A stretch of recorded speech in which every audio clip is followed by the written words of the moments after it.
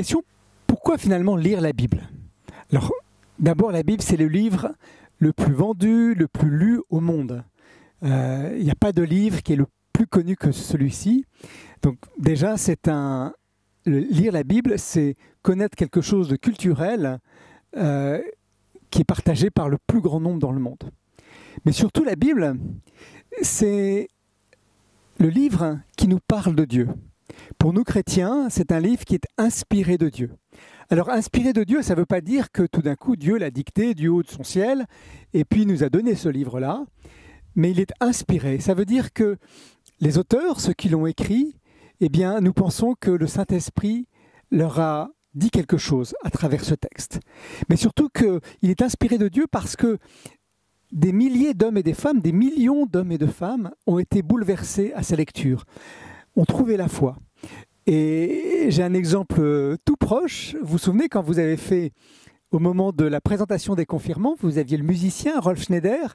Quand on a lancé le défi, après il m'a dit « Ah, c'est bien parce que moi, quand j'ai fait ma confirmation, eh bien, j'ai lu la Bible et puis ça m'a vraiment touché à ce moment-là. » Donc voilà un exemple tout simple de personnes qui ont été touchées par la lecture. Alors, on n'a pas décidé de lire toute la Bible d'ici à la confirmation, mais de lire un évangile. Un évangile, qu'est-ce que c'est qu'un évangile? Eh bien, les évangiles, ce sont des récits qui nous parlent de Jésus, de Jésus-Christ. Et dans un évangile, on va avoir ce que Jésus a fait, et là c'est un récit, c'est une histoire qui est racontée, et aussi des paroles que Jésus a dites, ce que Jésus a dit et a dit pour nous. Et justement pour nous, c'est quelque chose d'important parce que la Bible parle aussi de nous-mêmes.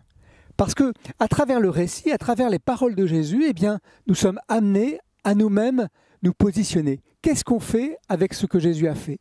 Qu'est-ce qu'on fait avec ce que Jésus a dit ou nous dit? Alors, avant de nous plonger dans la lecture de la Bible, je voudrais vous donner deux petits conseils. Le premier, eh bien, pour que cette lecture soit une lecture qui apporte quelque chose à notre vie de tous les jours, qui nous parle véritablement de Dieu, je vous invite, avant de lire le verset, les versets ou les chapitres que vous allez lire, d'avoir un petit moment de prière. Tout simple, on peut prier comme ça, par exemple. Seigneur, que par ton Saint-Esprit, tu guides ma lecture, que tu me parles, que tu me révèles quelque chose de toi. Ça peut être toute cette prière toute simple, sinon, avec le fichier que vous allez avoir, vous aurez un certain nombre de petites prières que vous pouvez utiliser. On appelle ces prières les prières d'illumination, parce qu'on cherche à être illuminé, à recevoir la lumière. Le deuxième conseil que j'ai peut-être à vous donner, c'est que pour lire la Bible, ne lisez pas un verset par jour, 2 versets par jour. C'est tout à fait possible, on peut faire comme ça. Mais comme c'est un récit, comme il y a une histoire, eh ben c'est peut-être bien quand même d'avoir des éléments de cette histoire un peu continue. Alors, si vous prenez votre Bible, je l'ai là, vous l'avez celle-là, vous prenez n'importe où.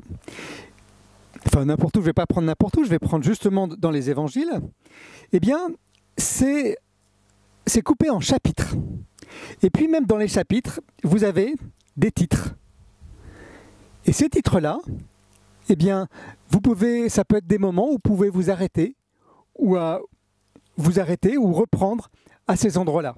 Donc arrêtez-vous plutôt, pas n'importe où, pas juste au milieu d'une phrase ou à la fin d'une phrase un verset, mais plutôt allez lire jusqu'au moins la fin du chapitre ou alors au moins la fin jusqu'au titre suivant. Enfin, pour vous aider, je vous ai préparé un plan de lecture. Un plan de lecture, c'est quoi? C'est simplement une proposition de lecture toutes les semaines.